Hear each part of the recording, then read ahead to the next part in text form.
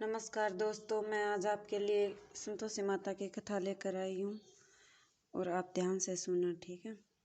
एक बुढ़िया थी और उसके 7 पुत्र थे। 6 कमाने वाले थे, एक निकम्मा था। बुढ़िया माँ 6 पुत्रों की रसोई बनाते, भोजन कराते और पीछे से जो कुछ बचता सो 7वें को दे देती थी। परंतु वह बड़ा भोला भाला था, मन में कुछ न विचार करता था। एक दिन अपनी बहू से बोला, देखो मेरी माता का मुझ पर कितना प्यार है। वह बोली, क्यों नहीं, सबका जूठा बचा हुआ तुम्हें जो खिलाती है। वह बोला, भला ऐसा भी कहीं हो सकता है? मैं जब तक आंखों से न देख लूं मान नहीं सकता। बहू ने हंसकर कहा, तुम देख लोगे तब तो मानोगे। कुछ दिन बाद बड़ा त्योहार आया। घर में 7 प्रकार के भोजन और चूरमा के लड्डू बने। वह जांचने को सिर दर्द का बहाना लेकर पतला कपड़ा ओढ़कर सिर पर ओढ़कर रसोई में सो गया और कपड़े में से सब देख रहा। 6 भाई भोजन करने आए। उसने देखा माँ ने उनके लिए सुंदर सुंदर आसन बिछाए, 7 प्रकार की रसोई परोसी और वह आग्रह करके जिमाते हैं। वह देखता रहा।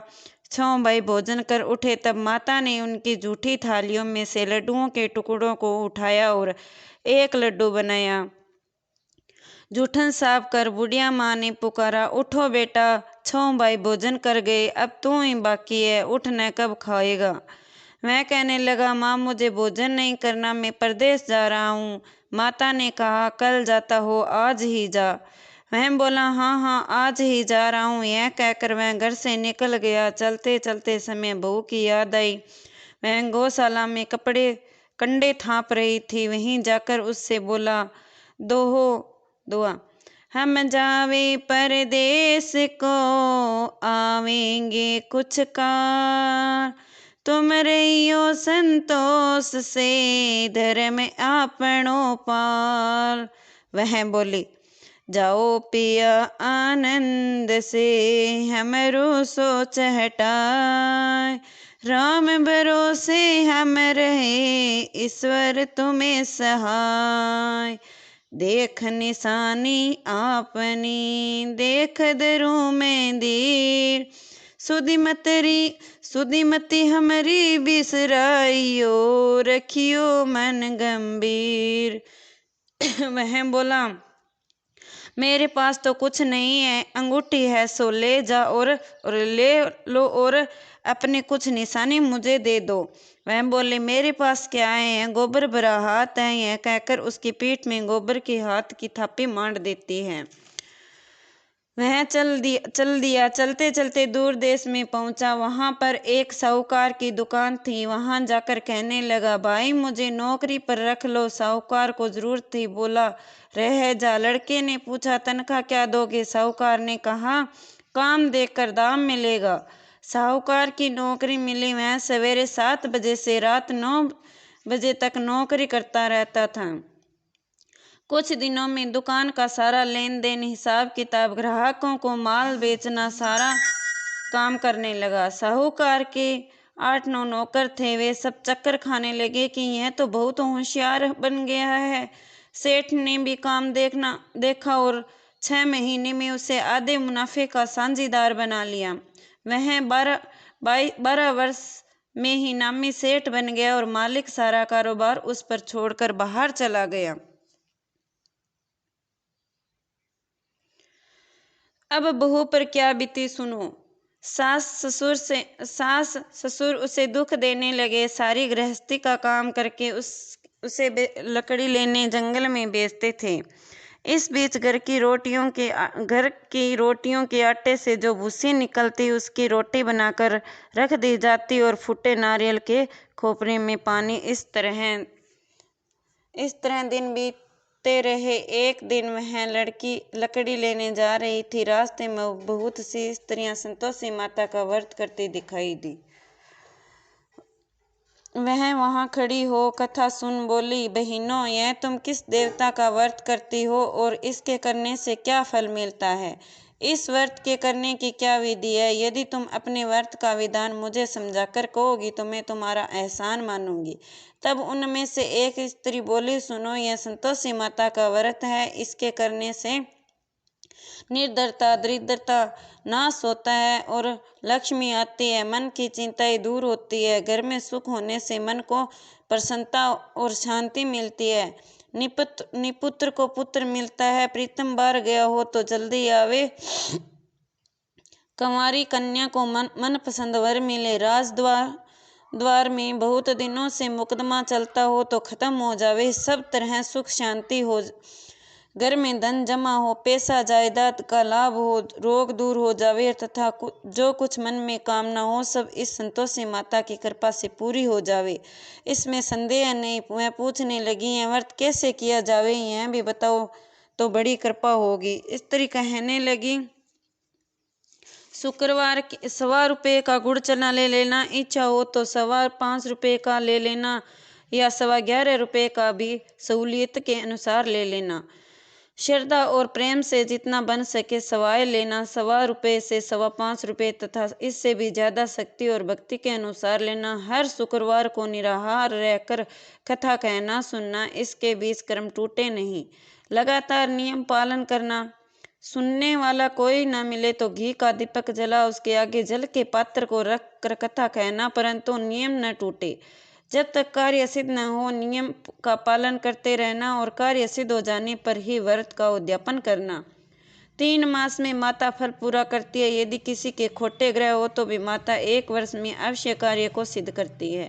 कार्य सिद्ध होने पर ही उद्यापन करना चाहिए, बीच में नहीं। उद्यापन में 2.5 सेर आटे का खाजा और तथा इसी परिणाम से खीर तथा चने का साग करना।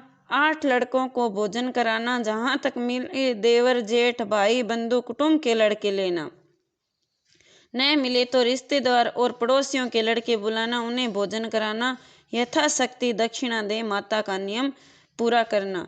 उस दिन घर में कोई खटाई न खावे। यह सुनकर बुढ़िया के लड़के की बहू चल दी। रास्ते में लकड़ी के बोझ को बेच दिया और उन पैसों से गुड़ चना ले माता के व्रत की तैयारी कर आगे चली और सामने मंदिर देख पूछने लगी, यह मंदिर किसका है? सब कहने लगे, संतोषी माता का मंदिर है। यह सुनकर माता के मंदिर में जा माता के चरणों में लौटने लगी।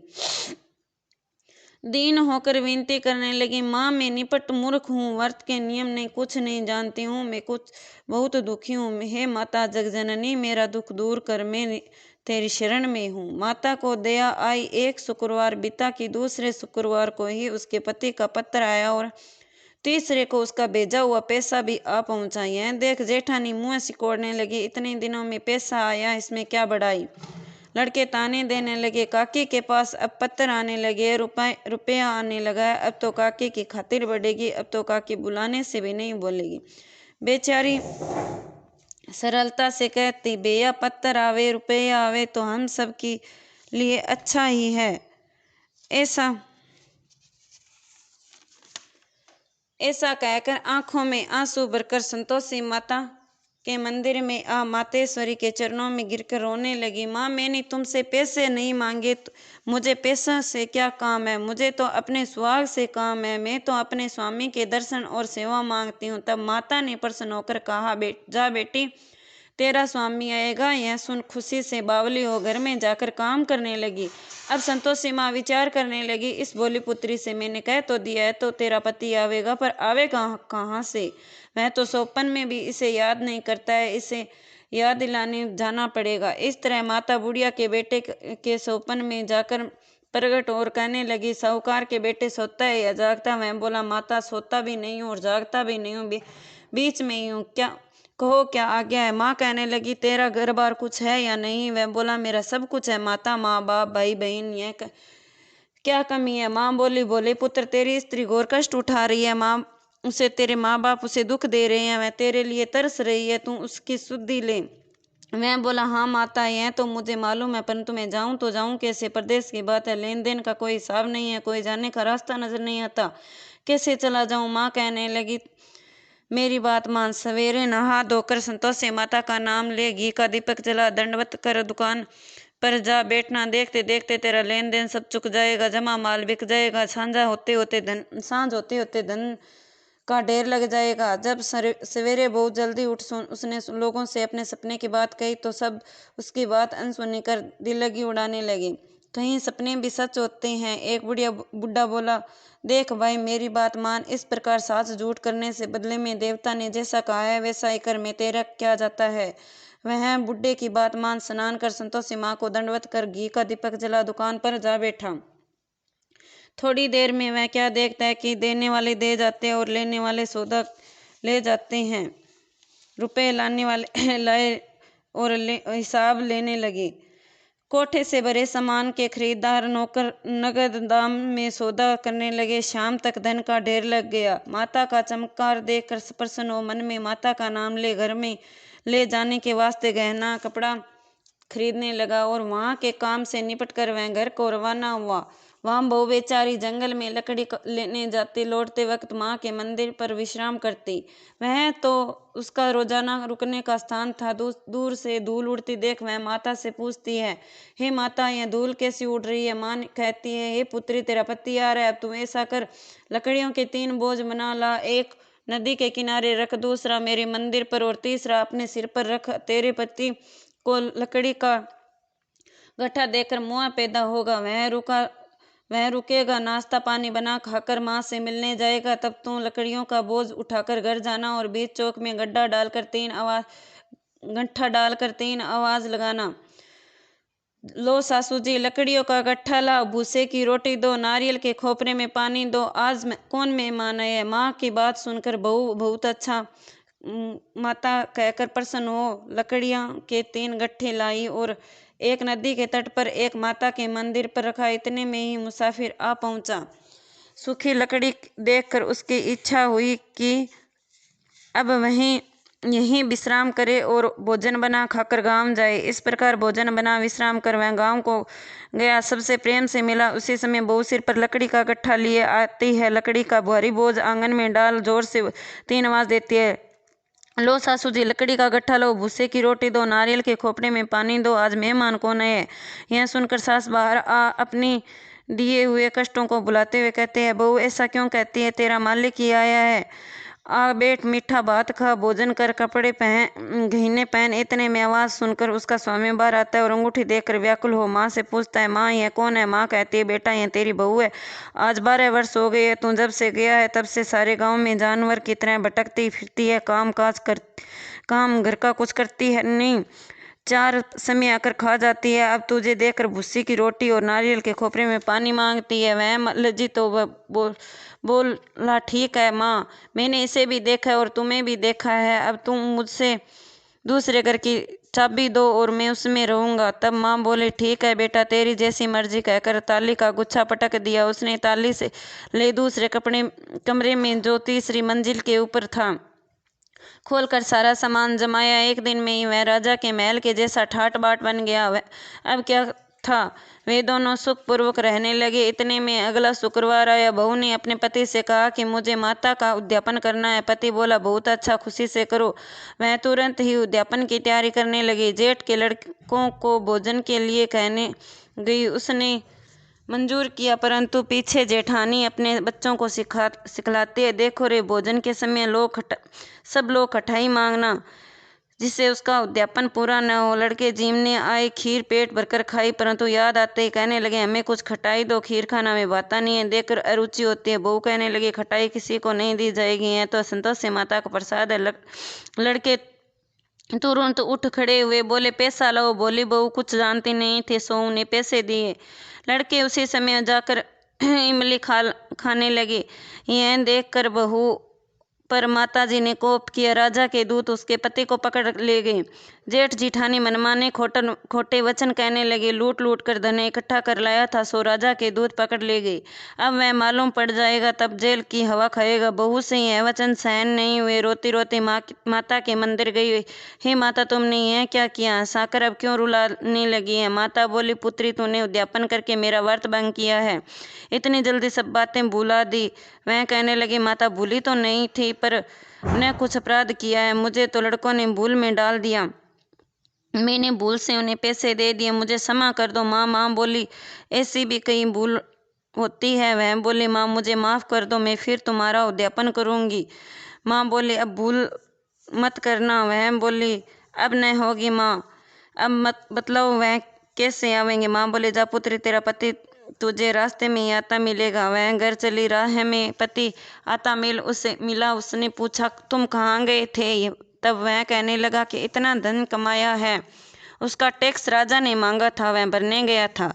वह प्रसन्न हो बोली, भला हुआ, अब घर चलो। कुछ दिन बाद फिर शुक्रवार आया। वह बोली, मुझे माता का उद्यापन करना है। पति ने कहा, करो। वह फिर जेठ के लड़कों से भोजन को कहने गई। जेठानी ने तो एक दो बातें सुनाई और लड़कों को सिखा दिया कि तुम पहले ही खटाई मांगना।